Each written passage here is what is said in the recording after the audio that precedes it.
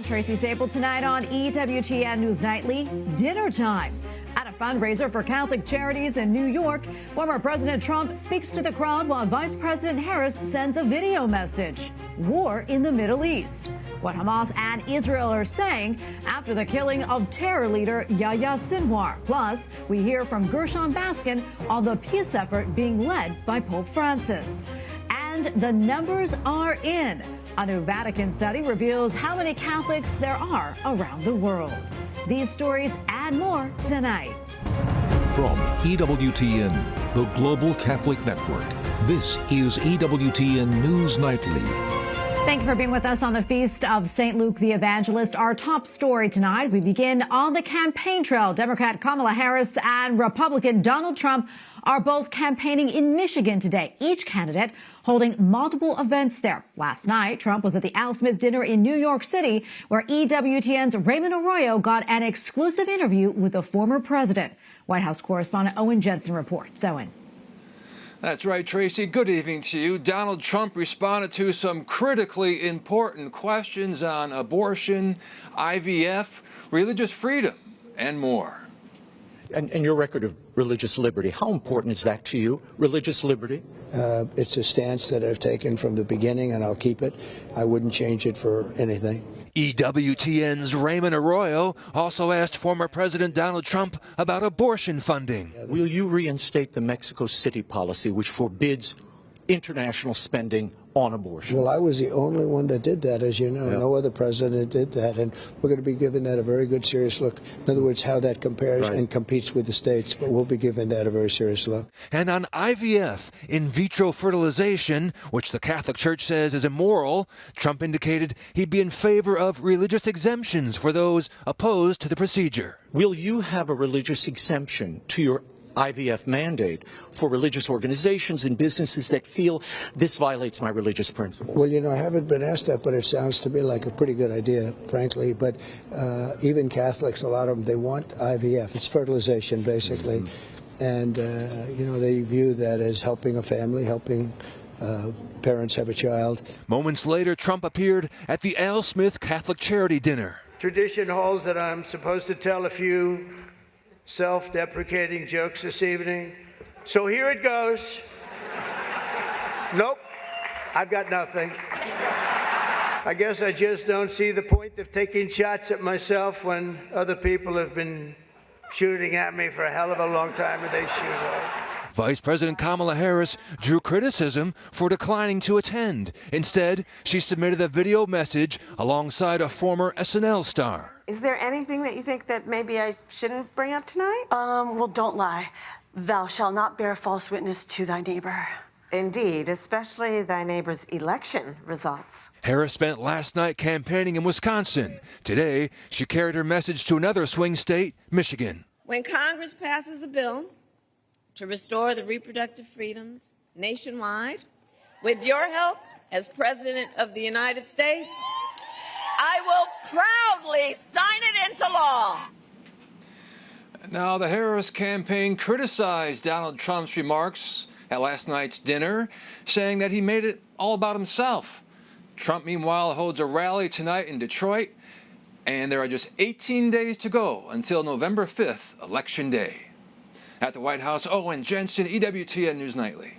A new biography about Senate Republican leader Mitch McConnell is drawing a lot of fire. The new book reveals remarks recorded by the longtime Senate power broker to an Associated Press reporter describing then President Donald Trump as, quote, stupid, ill-tempered, despicable, and narcissistic. Capitol Hill correspondent Eric Rosales joins us in the studio with more. Eric. Well, good evening, Tracy. Yes, the book titled The Price of Power. It's expected to be released just a few days before Election Day, but excerpts from the book are already drawing a lot of reaction. It gives insight to Senator Mitch McConnell's frosty relationship with former President Donald Trump, a man he continues to back. I said in February of 2021, shortly after the attack on the Capitol, that I would support President Trump if he were the nominee of our party, and he obviously is going to be the nominee of our party. The book is based on nearly 3 decades of McConnell's recorded diaries and years of interviews conducted by Deputy Washington Bureau Chief of the Associated Press Michael Tackett, Republican political consultant and former RNC Communications Director Lisa Camuso Miller says it shows a sharp contrast of the Republican Party's direction. Mitch McConnell has dedicated his entire career to growing and building a strong Republican Party. Donald Trump, over the last 10 years, has done quite the opposite. He's done everything to take over the party in the image of his own self. She believes if Donald Trump does win the White House and Republicans win the Senate, Trump will have a very different relationship with the new GOP leader than he did during previous administration. That Republican Senate is still a Senate that is made up of strong, principled Republicans that are made in the image of Mitch McConnell. Senator McConnell put out a statement defending his comments about President Trump, stating, quote, "Whatever I may have said about President Trump pales in comparison to what J.D. Vance, Lindsey Graham, and others have said about him. But we are all on the same team now." Political experts in the book that don't believe that McConnell's words in the book will actually hurt the former president. Many knew Trump and McConnell just didn't get along. Also, many have already cast their ballots early in states across the country, like in Georgia, where more than 600,000 people have voted so far. Tracy? All right. Thank you so much, Eric. Well, there is more on the ballot than voting for the president. Several key congressional races could determine the balance of power on Capitol Hill. Real Clear Politics polling shows several close contests, especially in Montana, Arizona, and in Nevada. Democrat Jon Tester is in danger of losing his Senate seat in Montana. And Nevada Democrat Jackie Rosen is defending against a Republican challenger, while retiring Senator Kyrsten Sinema's seat is up for grabs in Arizona. All right, now let's bring in Dr. Casey Burgett, Director of the Legislative Affairs Program at the Graduate School of Political Management at George Washington University. Great to see you again. All right, so much for us to talk about, but I want to start in Montana. Democrat Jon Tester is defending his seat against Republican challenger Tim Sheehy. The latest Real Clear Politics average has Sheehy with a 7-point lead. What do you make of this, and what do you think is drawing voters to this GOP newcomer? What are the big issues in Montana? I think the biggest thing is, how did Jon Tester hold on this long in Montana? Right, this is an incredibly conservative state. It votes at overwhelming majorities for any Republican nominee, Trump, Romney, you name him. And yet Jon Tester somehow has been able to withstand that conservative voting pressure and still represent the state as a Democratic senator. And so we're all looking at, one, can he hang on again? And if not, by how close is that election? Because that can give us a lot of insight about how strong the Republican ticket is nationwide, and just how different Montana is to the rest of the conservative base. All right, now I'm going to turn now to Arizona. Senator Kyrsten Sinema's seat is up for grabs, as we mentioned. She is retiring at the end of this term, and vying for her seat, Republican Kari Lake and Democrat Ruben Gallego. Let's talk about that race and where things stand right now. Right now, I think most pollsters have this as a lean Democratic, where you have Ruben Gallego, a current House member, running on the Democratic ticket against Kari Lake, who lost in a last election running for governor. And Kari Lake is in the image of Trump. This is the new Republican Party that your lead mentioned. And so we're testing and looking at, does that message extend beyond Trump himself to one of his disciples in Kari Lake? And she lost that governor's race in an earlier election. And now she's running against a pretty conservative Democrat, but a Democrat nonetheless, in a swing state. So a lot going on there, and we'll get a lot of insight from what voters are caring about in Arizona, which can portend for the rest of the country, especially in these all-important swing states. All right, moving along to neighboring Nevada, where Democrat incumbent Senator Jackie Rosen is running against Republican Sam Brown. Quickly, tell us about these two candidates who actually faced off in a debate last night. How do you see this race shaking out? This one's a lot of people are watching, not only because Jackie Rosen's defending her seat in another swing state, but more than that, folks are looking at the Latino vote in Nevada, an increasing population within that state. And there's been some stories and even some polling saying that Trump is pulling that Latino vote away from Democrats and to Republicans. We need to see how much in that election night, which is why a lot of folks are paying attention, not only because it's one Senate seat. All right, before I let you go, I want to turn now to the House. I know you're following races in Virginia, North Carolina, also in New York. Why are these ones to watch? For different reasons. And that's the tough thing about the House, is that you look at specific ones to kind of tell you more big picture outside of those district types of trends. And so with Virginia, the Spanberger race, that's just outside the suburbs of Washington, D.C. And that was one that went Trump back into Democrats' hands, and then it's gone back and forth. So it's kind of that swing districts of swing districts, and it's one that represents the suburban moms. And this is what is going to be a huge, important population in all races, especially the presidency. Can Trump win back those suburban moms? Or if it goes into Democratic hands, then Kamala Harris is looking to have a really good night on election night. All right, we'll leave right there. Dr. Bargett, great to be with you. Thanks so much for weighing in. Thank you. All right, now to the Middle East, where Israel and Hamas both say they are no closer to ending the war in Gaza. Hamas adds that following the death of its leader yesterday, the terror group will not release more hostages until there is a ceasefire. Yahya Sinwar was the architect of the October 7th terror attack on Israel. His killing by Israeli forces offers a potential window to shift the dynamic in the war in Gaza.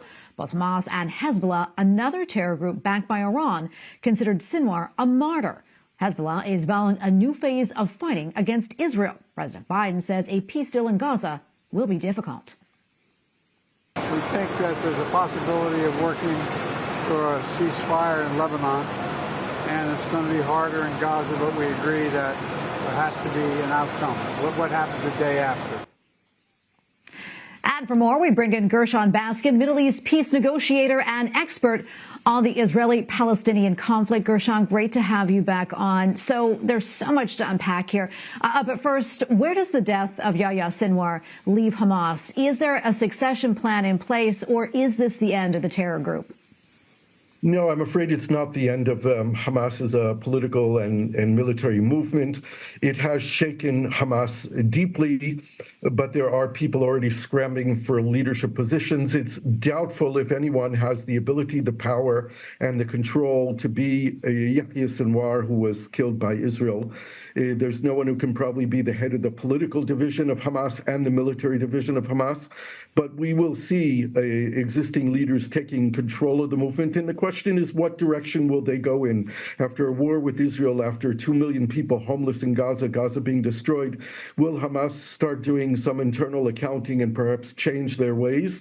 They have declared victory in that they brought the Palestinian issue back to the international agenda. It would be great if they would accept that as a victory and then move on to be a non-military political movement within the Palestinian national cause. Gershon, I want to talk about Israel. How does the killing of Sinwar change things for them? And what are their options now? Right. Well, first of all, Prime Minister Netanyahu has the ability, if he wants, to declare victory. He has his victory picture. Sinwar is out of play right now, and there is no one significant Gaza controlling the military there. So if Netanyahu, Prime Minister Netanyahu, was interested in ending the war, he would have an ability to do that now. I'm afraid he doesn't want to end the war, and this is where we're stuck. The fate of the hostages is unknown. The hostages could be executed by their captors in Gaza as a result of the Sinwar killing, or Israel could exploit the opportunity of chaos and offer a deal to anyone holding Israeli hostages that they would have free passage out of Gaza with their families and a bundle full of money. This might actually work, and I think the Israelis need to push forward very rapidly in trying to get a deal with Hamas that would free all the hostages and end the war. The question is here, is Israel willing to do it? And secondly, is President Biden willing to use American leverage on Israel to force Israel into a deal that would end the war? Yeah, I want to switch gears now before I let you go. I know you were part of a delegation of Israelis and Palestinians who met yesterday with Pope Francis. Talk to us about that. How did that meeting come about? And what was it like for you to be a part of it? Well, my Palestinian colleague Samar Sinjalawi and I have been bringing together the former Israeli Prime Minister Ehud Olmert and a former Palestinian Foreign Minister Nasser al-Kidwa. Nasser al-Kidwa is also the nephew of Yasser Arafat and a very senior member of the Palestinian National Movement who supports peace with Israel. We brought them together and they worked on a declaration of intent, a proposal to provide a kind of light forward of where we need to move to bring these two people to make sure this war in Gaza is the last war. And their document is inspiring a lot of people. And we were coming to Rome to meet with the Italian foreign minister. We contacted the Vatican to see if we could have an audience with His Holiness. And of course, he agreed to see them and us and delivered the document to him. And Pope Francis said that he would read the document carefully. He would issue a statement. He expressed his support for all efforts for peace. We held a moment of prayer together. And I must say that it was a very spiritual moment. We were the two former leaders and myself and my colleague, along with Pope Francis and a translator in a room together. And it was a great moment. And you feel the power of this man who is the spiritual leader for 1 billion people on this planet. It was a very important meeting, and we're quite certain that the Holy Father will come out with a positive statement backing this plan, which is really a way forward for the Israeli and Palestinian people to end up from this war with a genuine chance of reaching peace. Yeah, and we do pray for that, Gershon. Thank you, as always, for your insights. Always appreciated. Thank you.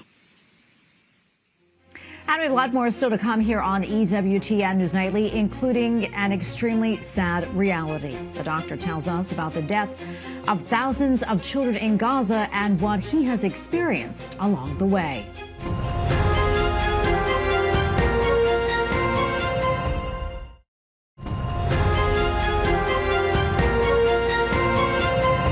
Welcome back. The Israel-Hamas war has devastated the Gaza Strip. Airstrikes have destroyed people's homes.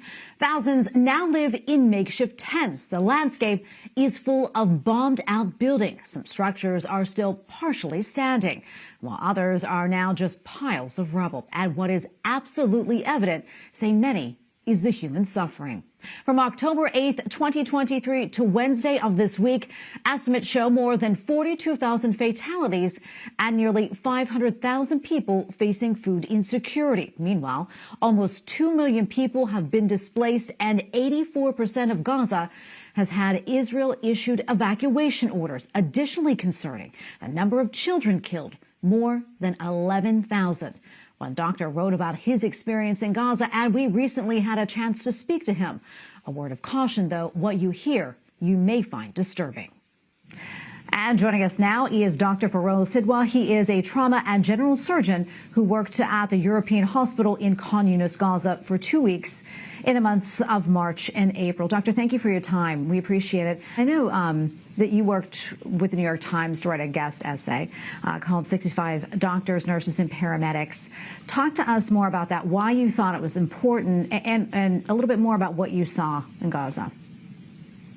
Yeah, so, when I was in Gaza, I kept a journal while I was there. That's the only reason I know this. But I saw 13 kids who had been, I'm talking about small children, not 17 and a half year olds, but pre-teenage children who had been shot in the head or the chest. And at the time, I just assumed it was the work of some local soldier who might be just a bit crazed. And I went on with my life. But then I mentioned it casually to another physician who'd worked there, and he said, yeah, I saw the same thing almost every single day. I saw a young kid shot in the head. So then I got a bit curious, and at that time, I was writing an open letter to the Biden administration that was signed, this was in July, it was signed by 45 doctors and nurses who worked in Gaza. So, and basically everybody said the same thing. Yeah, anybody who worked in the appropriate setting, the ER, the OR, the ICU, they all saw the same thing. So then after that open letter, the Times reached out to me and said, can you write something about this? So I said, sure. So we came up with the idea of polling as many healthcare workers as we could find to see what conditions they personally witnessed. And, it's the New York Times, of course, so they're interested in things that have some sort of political meaning. And I think it's kind of obvious what the meaning is. If in the catchment area of every hospital in Gaza, every day, or at least very regularly, for the past year, children have been shot in the head. That's kind of hard to dismiss as not meaning anything about what's going on there.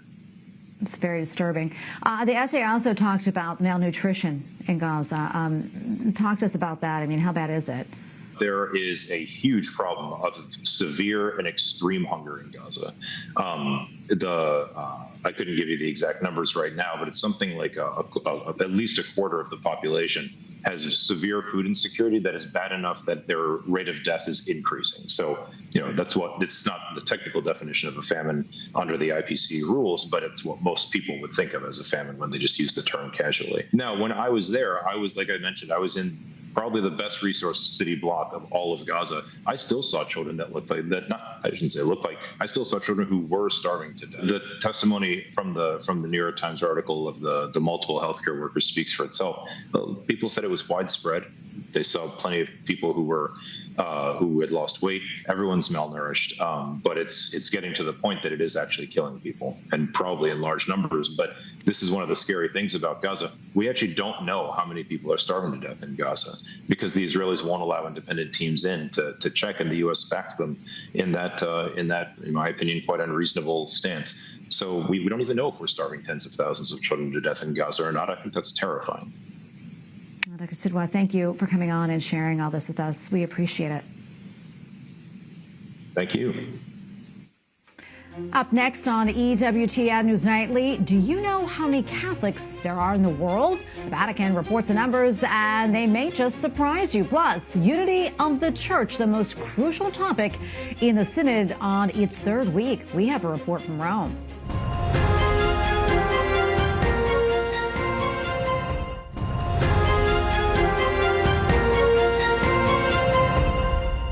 The Synod in Rome has completed its third week, which has focused on governance and delegation of authority in the Church. Many Synod participants have stressed that while each particular church brings a uniqueness and richness to the universal Church, unity is more crucial than ever.